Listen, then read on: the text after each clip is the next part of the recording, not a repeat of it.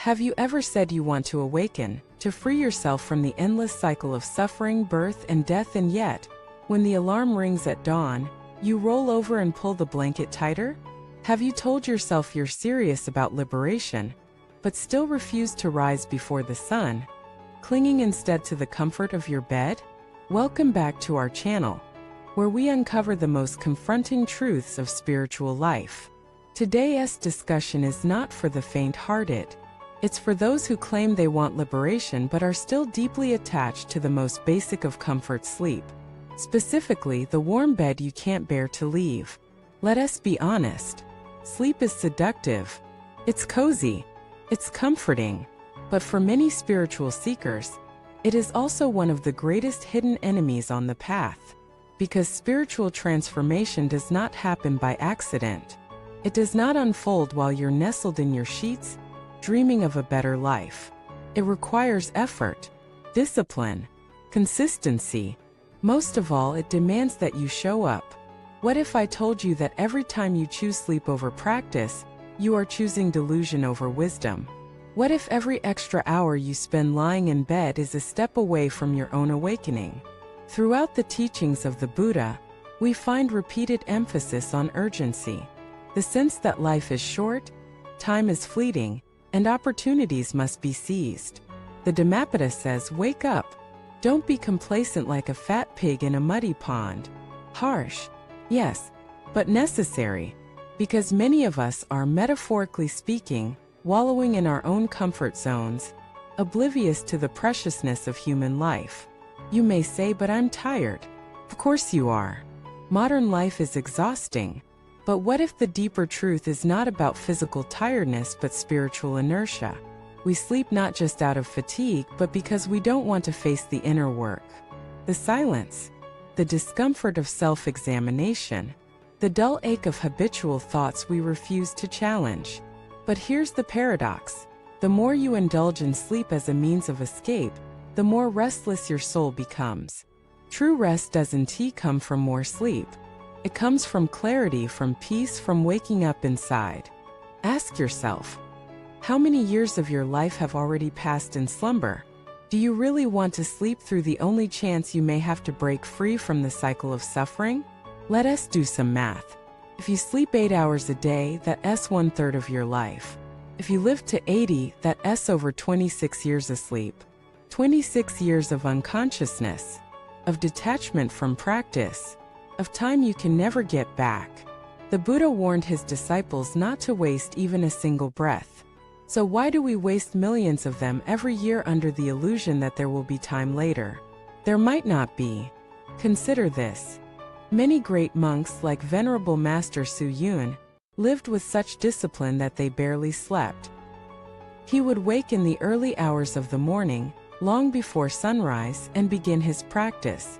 Even well into his 90s, he remained committed, never letting age or exhaustion become an excuse. He once said, I have wasted many years already. Now I cannot afford to lose a single moment. That is the level of seriousness required. You may wonder, is this even realistic for lay practitioners? After all, we have jobs, families, responsibilities. Yes, but that does not mean the principle changes. You may not wake at 2:30 a.m. every day, but can you rise 30 minutes earlier to recite the name of the Buddha, to meditate, to sit in stillness before the world wakes up? It is not about extremes. It is about sincerity. When you value your spiritual life more than the comfort of your body, transformation begins. There is a saying, the bed is the deathbed of the spiritual warrior, because it is where battles are lost before they even begin. Every time you choose to stay in bed instead of sitting on your cushion, you are saying, my comfort is more important than my freedom. But you came to this path for a reason, didn't you? You've read the sutras. You've attended the talks. You've told yourself that this life is precious. So now the time has come to align your actions with your beliefs. And it starts with your relationship to sleep. I'm not asking you to become a monk overnight. I'm asking you to become a disciple of your own highest potential. And that means understanding the cost of laziness. In Buddhism, sleep is considered one of the 5 hindrances.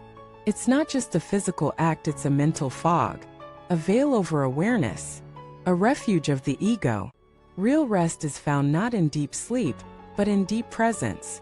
True rest is being free from anxiety, free from guilt, free from craving. And how do we get there? Not through dreaming, but through awakening.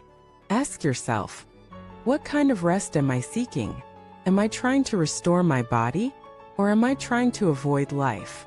Because the moment you turn spiritual practice into a daily ritual, even a simple one, you start to build momentum. The kind of momentum that no amount of sleep can provide. The kind that clears karma, deepens wisdom, and strengthens your ability to withstand life's storms. Let me tell you a story. There was once a man who was deeply drawn to meditation. But every morning when his alarm rang, he hit snooze. He told himself just 5 more minutes. Those 5 minutes became 10, then 20. Before he knew it, it was too late to sit. One day he had a dream. In the dream, he saw himself drowning in an ocean. Every time he tried to swim upward, something pulled him down, a soft, warm blanket wrapping tighter and tighter around his limbs. He woke up in a panic and realized the dream was a message. The bed had become his cage. From that day forward, he rose before dawn. He kept his practice short but sincere. Over time, he began to feel lighter, freer. The dream never returned. This story is not about fear. It's about awakening. Your life is not meant to be spent half asleep. Your destiny is not to die with your potential unrealized. Let your bed become a reminder, not of comfort but of commitment. Each morning when you see it, remember your vow. Remember your reasons. Remember the suffering you wish to transcend, the peace you wish to find, the truth you long to realize. And then rise. Even if your eyes are heavy, even if your body resists, even if no one else in your house understands. Rise, sit, chant, breathe, bow, repeat. One day you'll thank yourself. And more importantly, one day you'll be free. Thank you for watching this video.